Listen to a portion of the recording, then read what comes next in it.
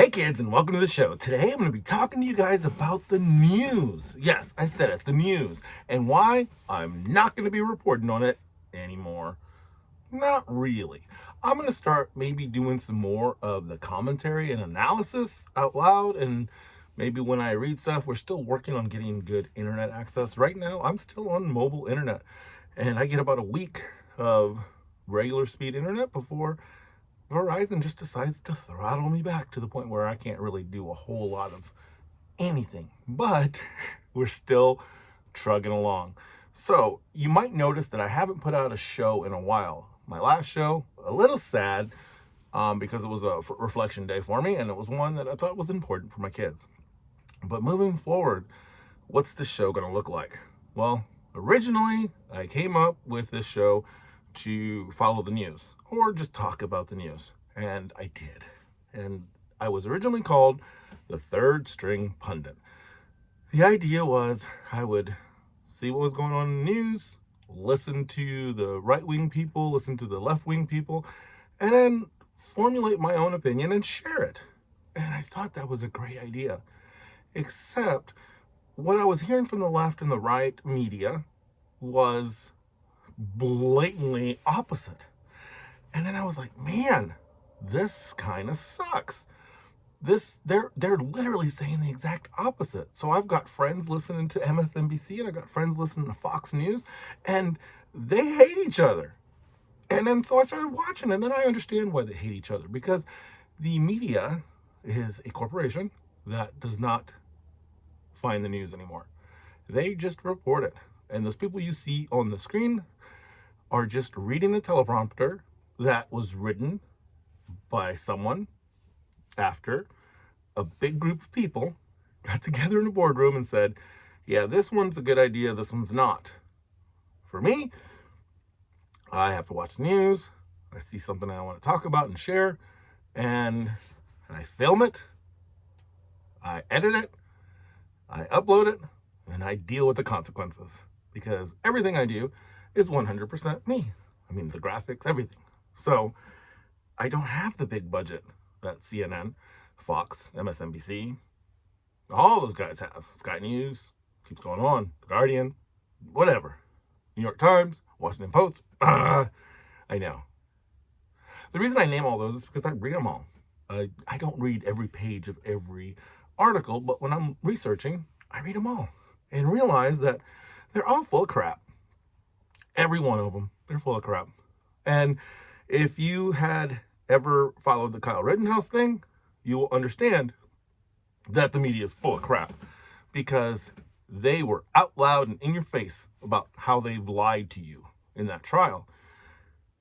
The sad thing is, the reason I seem to be about 2 to 3 weeks ahead of the news in my news intake is because I realize that those guys, those anchors, are just sitting there reading a teleprompter. Someone has to put the information there. And it's not the person that writes it. It's about 5 or 6 people down. The reason you don't see responses really fast anymore from CNN or any of those big media conglomerates is because they can take their time. Whilst independent media just takes off. And what's independent media? Independent media is people like me who just love sharing information. I thought I was going to be an independent media personality, but then I decided that I just don't want to live in that negativity. So I decided not to. So now I'm teaching you guys about ways that people are manipulating you, or ways that you can prep for the future. So today we're talking about the media and how you can get better news than you're getting. And again, it doesn't matter which one you are watching. There is someone in a boardroom deciding for you what news you're going to get and what slant that is going to take. So why do I formulate my opinions? And it seems like for the last year I've been doing the show, I have been about 3 weeks ahead of everybody else. It's because the news is about 3 weeks behind. Now, I'm not talking about major events, like things like the trial the verdict being announced. Obviously, that is in real time. What I'm saying is, when you look at all these supply chain disruptions, by the time the media is reporting them to you, whether that's on purpose or not, it's already starting to come out. So I said, why is the media so far behind the news? Why is it every time the media reports on something and I go try to make a decision based on what the media reports, it's always a bad decision, or it seems like a bad decision? Well, I've, over the last year, decided to stop listening to any of those talking heads on any of those news networks or those shows, and started really just looking at my independent media and just kind of going to those talking heads when the independent media talks about them. So, who am I getting my news from? Well, it ain't Trevor Noah. It ain't a comedian. It's not one of those people. It's not Saturday Night Live. I found out who the journalists are. And when I say journalists, I mean the people on the ground. In the Rittenhouse trial, we saw a video in the first few days. The full video that everybody is seeing now. And then all of it was closed up. It was really hard to see. You couldn't see it on Facebook, or you for sure couldn't see it on Facebook. You couldn't see it on YouTube. And it was censored, and people didn't see it. The reason I saw it is because I follow the people that are making these videos live. I'm seeing some of this stuff live. If you follow some of these great reporters, you are going to see, they're not reporters, journalists. They're on the ground, and they are filming the news in real time. And then you see it about 3 days later. CNN and Fox News and MSNBC and all those guys decide they're going to report on it. And then they report on it in different ways. One of them says he's awesome. One of them says he's not. And regardless of what you think, the whole point is to divide the population and get more viewers. That's it. The scary thing now is that our government has infiltrated 100% the media. And with social media being what it is, and our ability to get information and using VPNs or whatever, we can get that information fast. And we know that our politicians are lying to us because it's a simple Google search away. What I don't think is that our politicians know that yet. They're too old or something. So I've decided to not do so much a site on giving you current events if it's important. And this is the reason why. Oh, Shiba Inu. Love it, hate it, whatever. I happen to have bought some because I think it's a silly joke. I thought it was a silly joke. I read the white paper and it said that this is just a meme token, and it's about spontaneous fun and getting together and building social network groups. And I thought to myself, man, this token's not going to be worth crap. But I like the idea. I like the idea of spontaneous social groups and building groups. So I was like, let me buy a little bit. And then I saw some things going on, and they started listing this coin on places. So I made a video and said, hey guys, you want some free SHIB, free crypto? And I put my little things in the description so you could go sign up for COINBASE or crypto.com, and you would sign up. I get $10 and you get $10. I did all that.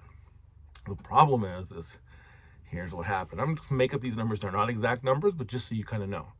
When I hit upload,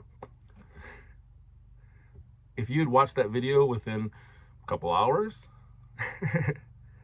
you would had the opportunity, if you watched in a couple hours and said, I'm going to buy some SHIB and let me throw $100 at it. What the heck? It's free money anyway from the government. Let me throw $100 on it. If you had done that within a couple hours of me uploading, you would have probably have about $1,000 right now. Maybe $1,200, $1,500, somewhere around there. Okay? You'd have good amount of money in your pocket. Oh boy. But when it processed and did all that stuff, and I saw my first viewer 3 days later, if you had put in $100 when everybody was excited about Shiba Inu shooting to the moon, you'd have about $60 right now. So you would have lost 40. Now, I felt, even though I said don't follow me for financial advice, I feel a little responsible because I put information out. I said, hey, this is kind of fun. It's going to shoot up. And it did. And then I told people, when it goes back down to 42, buy. And it did. And it's sitting right there, and there's some stuff going on. There's AMC is going to possibly start taking Shiba Inu. So if it does, it's going to, it's not going to make a cent, guys. Probably not by the end of the year. It's not. But it'd be worth having $10 in it. Like, for real. Because it might go to zero. You should never gamble with things you can't afford to lose. I'm just going to let it ride because I bought it early. I'm just going to sit there and go click, click, click, click. I'm not going to buy anymore. I'm not that bullish on it. I think it can go either up or down. But I watch videos on people that hate it, and I watch videos on people that love it. And then I actually look at their website. And I kind of like the company. I think it's a cool company. And I'm just going to leave my money there because I'm hoping the company succeeds. Whether I become a multi-millionaire on this little dog coin, I don't know. But in the meantime, I'm diversifying, doing it all. Get some other coins. Don't just buy that stuff. So why did I tell that story? Because I made this video to help people, and I feel like it didn't get to you fast enough. So I'm going to tell you. Find the journalists that are on the ground filming the videos for the news networks that you watch. Find those guys on Twitter. And your news will get to you so much earlier. Because Yahoo Finance, for example, just released inflation charts that I was looking at last month. And last month, we decided we were going to invest a little more of our monthly budget to food because I saw food prices going up. And wouldn't you know, this month, they're going up. You have to pay attention to what's going on.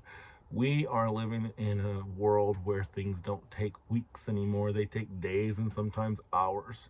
Be aware that if you are not making yourself better, getting smarter, learning something, and investing in yourself and your family, and you're just kind of riding the wave that is happening right now, that wave is going to turn into something deadly. You need to get yourself to a slightly higher ground. And the first thing and the first step to doing that is deciding to do it. So prepper advice number 1, because these videos tend to get out faster. Prepper advice number 1, choose yourself.